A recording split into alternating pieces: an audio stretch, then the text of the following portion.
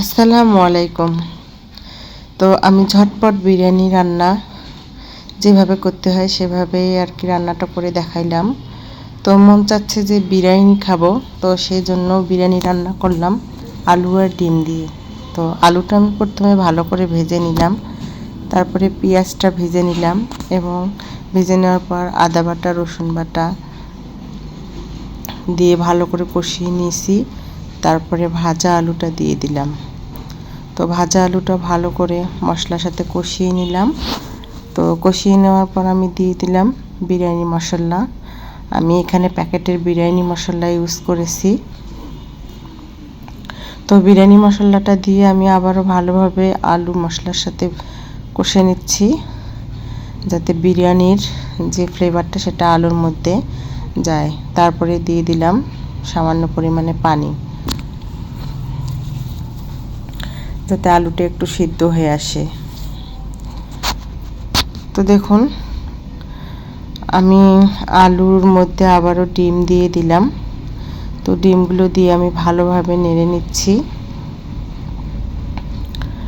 তো এভাবে ডিমগুলো ভালোভাবে হয়ে গেলে আমি ডিমগুলো তুলে নেব।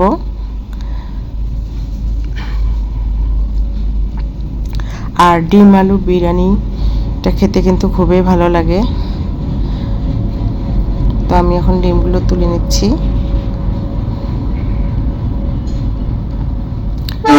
সামান্য উপকরণ দিয়েই ডিম আলু বিরিয়ানি রান্না করে খাওয়া যায়। তো আলু তুলে নেওয়ার পর আমি 2 পট চাল নিয়েছিলাম। 2 পট চাল আমি ভালোভাবে ধুয়ে তুলে রেখেছিলাম পানি ঝরানোর জন্য। তো সেই চালগুলো দিয়ে দিলাম, দিয়ে আমি ভালোভাবে একটু নেড়ে নিচ্ছি। ভালোভাবে নেড়ে নেওয়া হয়ে গেছে।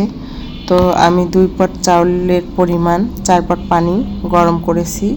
তো আমি এখন সেই গরম পানিটা দিয়ে দেব।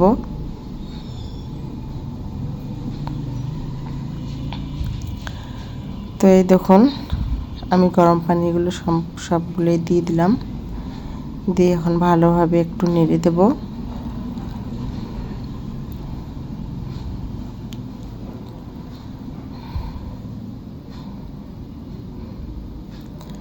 তো এখন আমি ঢাকনা দিয়ে রেখে দেব। তো এই দেখুন সবগুলো পানি কমিয়ে গিয়েছে। আমি উপর দিয়ে একটু ঘি দিয়ে দিলাম আর দিয়ে দিলাম বিরিয়ানি মশলা। আমি বিরিয়ানি মশলাটা আবারও পোলার ভাতের উপর দিয়ে দিলাম